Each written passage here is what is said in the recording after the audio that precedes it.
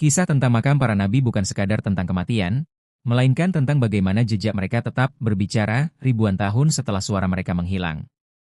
Mari kita mulai perjalanan ini dari jantung Persia hingga ke tanah Mesopotamia. Menara kerucut di Susa, misteri Daniel. Bayangkan Anda berdiri di tengah teriknya matahari Susa, Iran. Di depan Anda menjulang sebuah menara putih berbentuk kerucut nangka yang unik, sebuah arsitektur yang tidak akan Anda temukan di belahan dunia lain. Di bawah menara inilah diyakini Nabi Daniel, sang penafsir mimpi raja-raja Babel, beristirahat. Ada sebuah legenda kuno yang menceritakan bahwa saat Susa ditaklukkan, para tentara menemukan peti mati Daniel. Untuk menghindari perebutan dan pengkultusan berlebih, Khalifah Umar konon memerintahkan agar sungai dialihkan alirannya. Daniel dimakamkan di dasar sungai, lalu airnya dialirkan kembali ke atasnya agar makam itu tersembunyi selamanya. Namun, bangunan yang berdiri sekarang tetap menjadi magnet bagi peziarah lintas iman yang mencari kebijaksanaan sang nabi. Dua kepala di jantung Damaskus, Yohanes Pembaptis. Kita beralih ke Suriah, ke dalam megahnya Masjid Agung Umayyah di Damaskus. Di tengah keriuhan kota tua, terdapat sebuah bangunan marmer kecil yang indah di dalam ruang sholat masjid tersebut. Di dalamnya, diyakini tersimpan relikui kepala Yohanes Pembaptis, Nabi Yahya. Cerita di balik tempat ini sangat menyentuh. Dahulunya, lokasi ini adalah katedral Kristen. Ketika kekuasaan berganti, masjid dibangun, namun penghormatan terhadap Yohanes tidak pernah hilang. Umat Kristen dan Muslim berdiri berdampingan di depan makam ini. Bahkan, Paus Yohanes Paulus II pernah menundukkan kepala di sini, menjadikannya situs paling simbolis di dunia sebagai titik temu antara Islam dan Kristen. 3 prasasti yang tersembunyi, kesetiaan Yehezkiel. Di sebuah kota kecil bernama Al-Kifl di Irak, berdiri sebuah kompleks makam yang menyimpan rahasia sejarah yang luar biasa. Ini adalah makam Nabi Yehezkiel.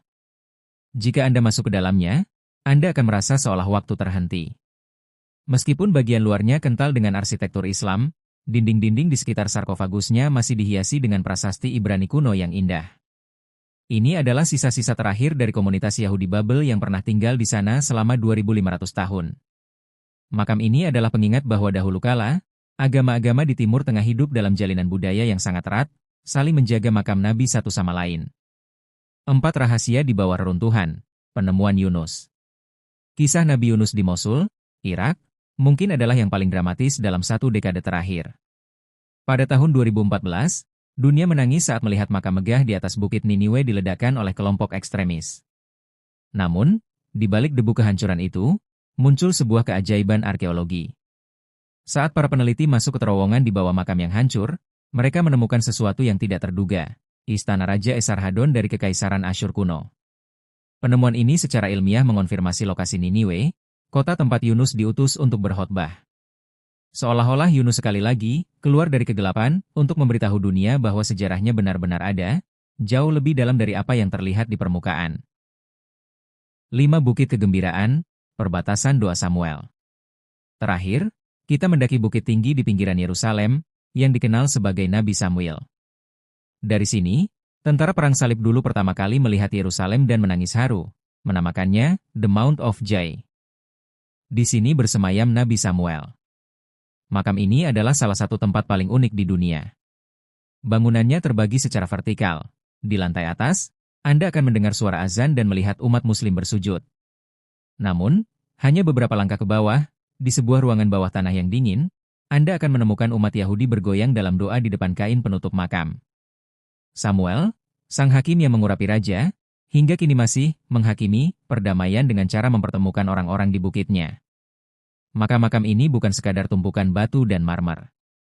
Mereka adalah narasi hidup tentang bagaimana manusia, terlepas dari perbedaannya, tetap mencari sosok-sosok suci yang sama untuk mendapatkan harapan. Mereka adalah monumen yang mengingatkan kita bahwa cerita tentang iman adalah cerita yang kita bagi bersama.